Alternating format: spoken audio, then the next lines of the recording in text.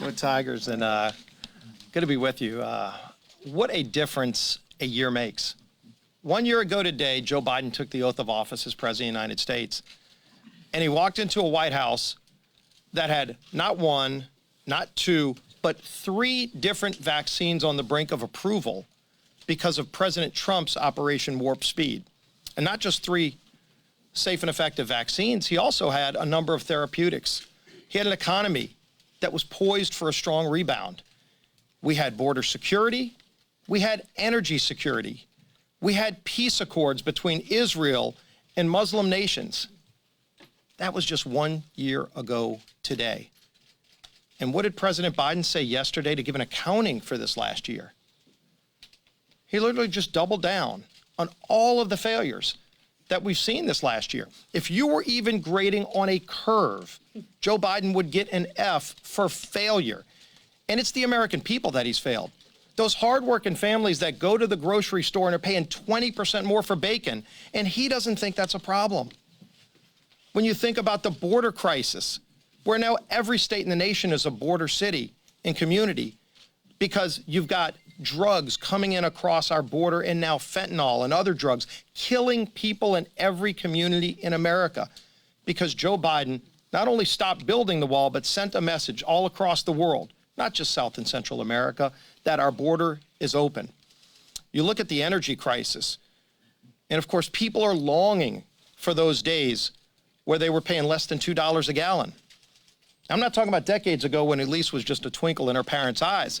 I'm talking about a year ago when people were paying less than $2 a gallon because we were making our own energy here in America, and we were making enough to where we could ship it around the world and help our allies. We were undercutting Russia. We were undercutting OPEC nations. And then you fast forward.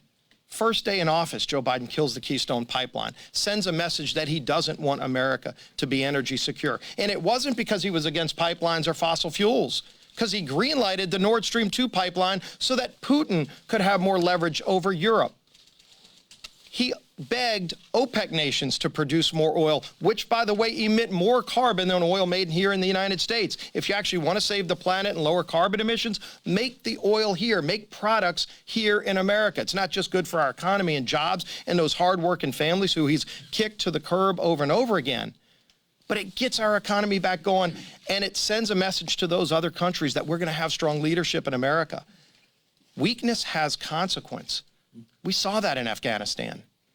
For the president to say that he would do it over again the same way, my God, what a frightening thought it is to us here in the United States, to our allies all around the world, but also to our adversaries.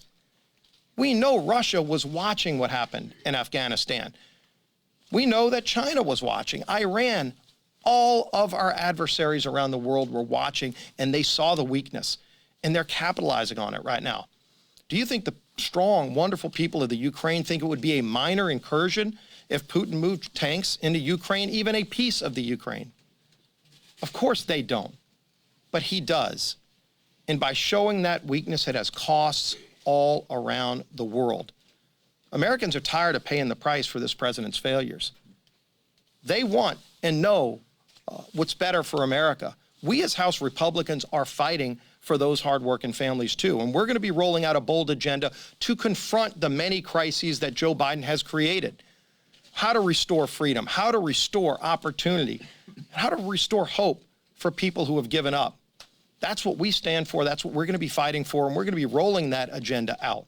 And as we work to take back the House, to finally put a check and balance on this failed Biden administration, our leader has been relentless in leading the charge and pointing to that better place, that shining city on the hill that we will get back to, because America is still a great nation, but we're a nation that has real troubles right now because of Joe Biden's failed leadership. Our leader who's going to lead us back to the majority, Kevin McCarthy.